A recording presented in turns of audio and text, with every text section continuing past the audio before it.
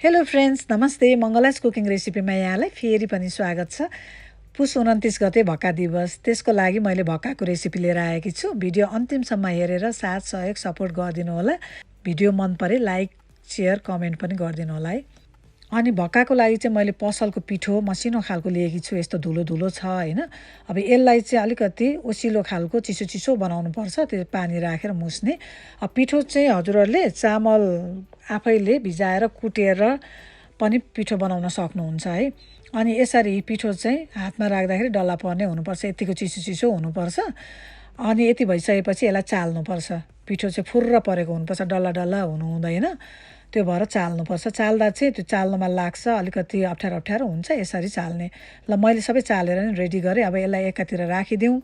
अचारको लागि चाहिँ मैले यहाँ गोलबेडा, अदुवा, लसुन, खुर्सानी राखेँ।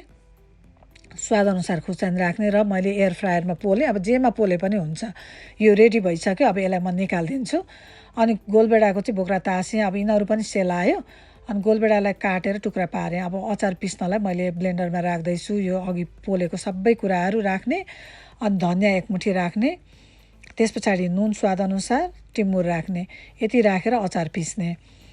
अनि यो चाहिँ अब अचारसँग मात्रै होइन, माछा मासु अरू तरकारीहरूसँग पनि खान सकिन्छ है। अनि यो अचार निकालिदिने। मैले एक लट पिसिसकेँ। अब अर्को लट पनि गोलबेडा पिस्नु छ। ल पिसेर मैले रेडी गरेँ। अब यसलाई चाहिँ मिक्स गरिदिउँ। अनि मैले चाहिँ अब यसमा मुला पनि मिसाउँ जस्तो लाग्यो क्या। मुलालाई पनि मसिनो गरेर काटेर पिसेर यसलाई पनि मुलालाई पनि मिसाइदिएँ। अब यत्तिकै मुला नमिसाइ पनि खाँदा मिठो हुन्छ अचार।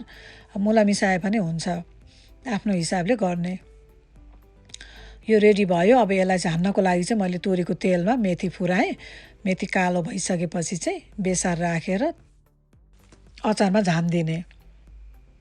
अब यति गरेर मोलेपछि अचार तयार भयो। अचारलाई एकातिर राखिदिउँ। अब भक्का बनाउनको लागि रेडी गरौँ। अनि यो पिठो चाहिँ अब कचौरामा यसरी फुर्र पारेर राखिदिने है। यसरी माथिबाट फुर्र पारेर राखेर अनि सम्म पारिदिने। अनि मलमलको कपडामा सट्ट छोपिदिने यसरी है। मैले एउटा गरेँ। अब अर्कोमा पनि फेरि पिठो भर्छु म। अनि मोमोको भाँडामा मैले पानी बसालिसकेकी छु। पानी उम्लिँदैछ। अनि यो पिठो भरेर मलमलको कपडाले यसरी छोपिदिने।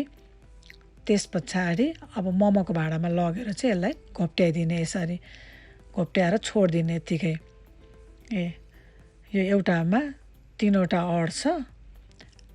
3वटा कचौरा घोप्ट्याएँ मैले र छोपेर यसलाई 4-5 मिनट यत्तिकै पकाइदिने। पहिला स्टिम गर्ने है। अनि 4-5 मिनटपछि निकालेँ मैले। 5 मिनटपछि निकालेपछि अनि यो कचौरालाई चाहिँ टक्रक्क काँटाको सहायताले फुत्त निकालिदिने। अनि त्यस पछाडि फेरि यसलाई यत्तिकै पाक्नु पर्यो नि त, पाकेको छैन, यत्तिकै राखिदिने है। सबै त्यसो गर्ने। मैले अब सबै निकालिसकेँ। अनि यसरी नै अब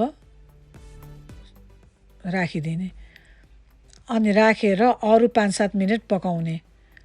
मैले चाहिँ टोटलमा 15 मिनट चाहिँ राखेँ है साथीहरू। अनि निकालेँ। 15 मिनटमा मैले निकालेँ। अनि यति गरेपछि भक्का तयार भयो।